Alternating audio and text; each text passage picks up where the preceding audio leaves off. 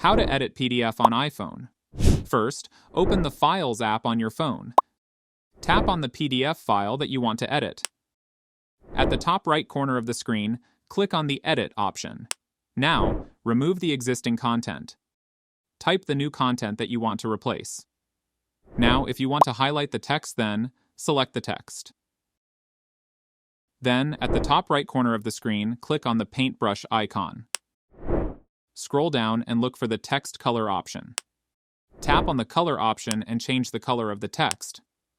If you want, you can also increase the size of the paragraph by tapping on the plus icon.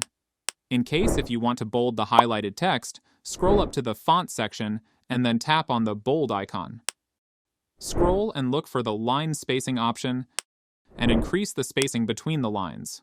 After editing the PDF then, at the top left corner of the screen, tap on the Done. And that's it.